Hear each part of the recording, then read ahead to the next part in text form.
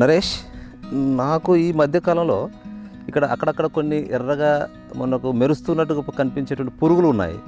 అసలు అది ఏంది అంటావు? వాటిని ఈ ఎర్రగా ఉండే పురుగులను ఆరుద్ర పురుగులు లేదా కుంకుమ పురుగులు అని తెలుగులో అంటారు. ఆంగ్లంలో అయితే ఈ పురుగుల్ని రెడ్ వెల్వెట్ మైట్ అని అంటారు. ఓకే. సో ఇవి మనకు చాలా ప్రాముఖ్యమైనవి. మనకు తొలకరి వానలు పడగానే భూమిలోంచి బయటకు వస్తాయి. ఓకే. అంటే వాటిని ఏమంటారు? ఏం పురుగులు? ఆరుద్ర పురుగులు అంటారు. ఆరుద్ర పురుగులు. ఆరుద్ర పురుగులు అని చెప్పగానే నాకు ఒకటి గుర్తొచ్చింది. ఓకే. మామూలుగా మనకు కార్తెలలో ఒక ఆరుద్ర కార్త అని ఉంటుంది. దానికి దీనికి ఏమైనా సంబంధం ఉందంటవా? ఎగ్జాక్ట్లీ.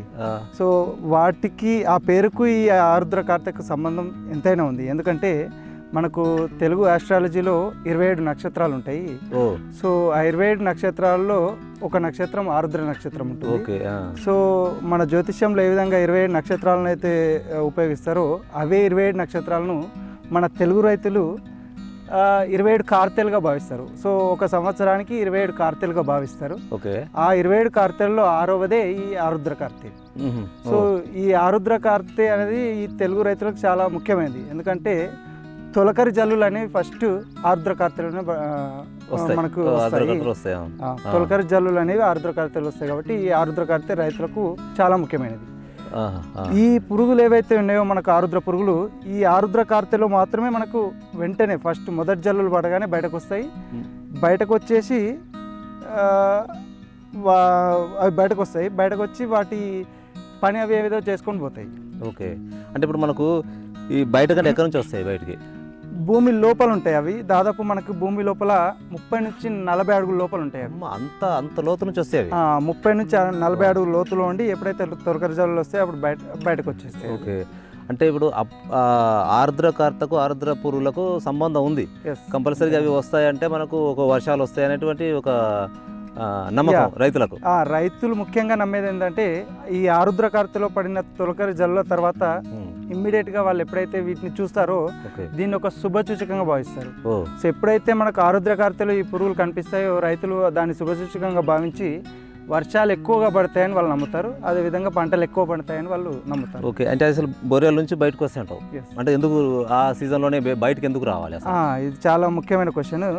ఎందుకంటే చాలా మందికి తెలియని విషయం ఏంటంటే ఇవి ఏదో ఎర్రటి పురుగులు అటు ఇటు తిరుగుతున్నాయి, వర్షాలు పడగానే వస్తాయి, వర్షాలు 2-3 రోజులు వాళ్ళు వర్షాలు పోగానే పోతాయి అనుకుంటారు. కానీ అసలు ముఖ్య ఉద్దేశం ఏంటంటే ఈ పురుగులు బయటకు రావడానికి, ఈ పురుగులు ఎప్పుడైతే 30 నుంచి 40 లోపల అడుగుల లోపల ఉంటాయో అవి వానలు పడగానే బయటకు వస్తాయి. అవి ఎందుకు వస్తాయంటే వాటి సంతానోత్పత్తి కోసం. ఇవి ఒక మనోహరమైన సంభోగ నృత్యం ద్వారా సంతానోత్పత్తిని చేస్తాయి. వాటి సంతతిని ఉత్పత్తి చేసుకోవడం కోసం మాత్రమే బయటకు వస్తాయి. ఒకసారి వాటి సంభోగం పూర్తయిందంటే వెంటనే లోపలికి. చాలా interesting, very very interesting this is. అంటే ఆ బొరియల నుంచి బయటకు వచ్చి మళ్ళీ ఆ సంతానోత్పత్తిలో పాల్గొని మళ్ళీ కొద్ది రోజులు ఉండి వెళ్ళిపోతాయి భూమి లోపలికి. మళ్ళీ నెక్స్ట్ సీజన్లో మళ్ళీ వచ్చేస్తాయి. వీటి యొక్క ఉపయోగం ఏంటంటే, ఈ ఆరుద్ర పురుగుల యొక్క ఉపయోగం ఏంటంటే ఇవి ఎప్పుడైతే భూమి లోపల ఉంటాయో భూమిలో ఉండే సూక్ష్మ క్రిముల్ని తింటూ జీవిస్తాయి. అండ్ భూమిని గుల్లబారేలా చేస్తాయి. గుల్లబారేలా చేసి భూమి లోపల ఏవైతే పోషకాలు ఉన్నాయో అవి మన రైతులు వేసే పంటలకు కానీ మన ప్రకృతిలో ఉన్న మొక్కలకు కానీ భూమిలో ఉండే పోషకాలను అందజేయడంలో ఎంతో ముఖ్యమైన పాత్ర పోషిస్తాయి. అందుకే వీటిని రైతు నేస్తాలు లేదా పర్యావరణ నేస్తాలని కూడా. అంటే మనకు మా వానపాములాగా ఇవి కూడా కొంత సహాయపడతాయి రైతులకు. వానపాములు ఏ విధంగా రైతులకు ఉపయోగపడతాయి అదే విధంగా ప్రకృతిలో చాలా రకాలుగా మనకు రైతులకు ఉపయోగపడేవి ఉన్నాయి. అవును, చాలా చాలా ఇంట్రెస్టింగ్ ఉంది ఇది. అండ్ ఇప్పుడు మరి నేను నా చిన్నతనంలో చాలా చోట్ల ఇలాంటి పురుగులను చూసేవాడిని. ఇప్పుడు అట్లాంటి పురుగులు ఎక్కడో ఒకటి కనిపిస్తే మహాభాగ్యంగా ఉంది. అసలు ఎందుకు అట్లా? ఇవి చాలా అరుదైనవి అండ్ ఎంతో ప్రాముఖ్యత కలిగి ఉన్నాయి. సో ఒకవేళ ఇవి పర్యావరణానికి నేస్తాలు, పర్యావరణానికి ఉపయోగపడుతున్నాయి, రైతులకు ఉపయోగపడుతున్నాయి. బట్ ఇవి కనిపించకపోవడానికి ముఖ్యంగా 2 కారణాలు ఉన్నాయి.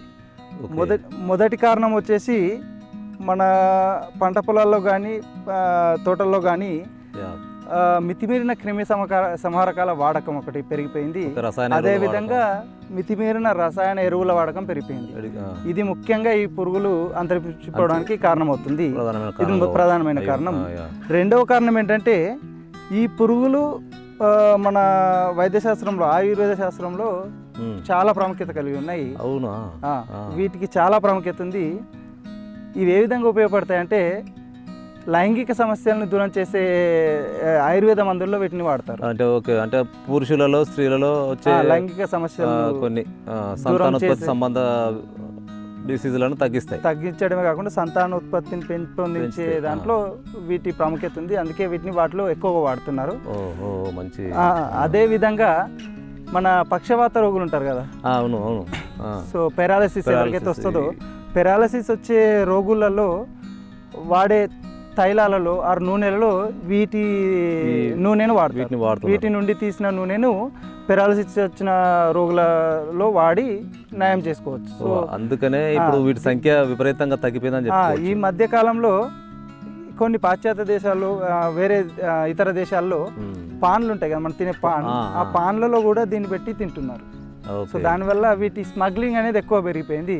ఈ మధ్య కాలంలో కొన్ని చోట్ల ఎక్కడైతే ఇవి ఎక్కువ కనిపిస్తున్నాయో అక్కడ వీటిని కిలోల చొప్పున కలెక్ట్ చేసుకొని కిలో లెక్క తీసుకెళ్ళిపోవడం జరుగుతుంది. దీనివల్ల వీటి సంఖ్య చాలా తగ్గిపోతుంది, చాలా అరుదుగా కనిపిస్తుందని చెప్పుకోవచ్చు. రాబోయే కాలంలో అంతరించిపోవచ్చు అని చెప్పుకోవచ్చు. ఇంత ప్రాముఖ్యత కలిగి ఉన్న ఈ ఆరుద్ర పురుగుల్ని మనం మన వచ్చే భావితరాలు నాకు తెలిసి చూడడం కష్టమే. ఫోటోలు ఫోటోల్లో వీడియోలో చూడాల్సి వస్తుందేమో అన్న భావన కూడా ఉంది. ఎందుకంటే ఈ ఇల్లీగల్ స్మగ్లింగ్ అండ్ ఈ రసాయనాల వాడకం కొంచెం తగ్గించుకొని ఈ ఆరుద్ర పురుగుని కాపాడుకోవాల్సిన ఆవశ్యకత ఎంతైనా ఉంది. ఎందుకంటే అవునవును, ముఖ్యంగా తెలుగు రైతులు వీటిని వర్ణదేవుడితో సమానంగా కొలుస్తారు. ఎందుకంటే వీటి రాక శుభసూచకం. ఇవి వచ్చినాయంటే వాళ్ళకి వర్షాలు మంచిగా పడతాయి అండ్ పంటలు బాగా పండుతాయని ఒక నమ్మకం. నరేష్ చాలా మంచి మంచి విషయాలు తెలియచారు. ఇది చాలా మందికి నేను కూడా తెలియజేయడం కొరకు చాలా ప్రయత్నం చేస్తాను. Thank you.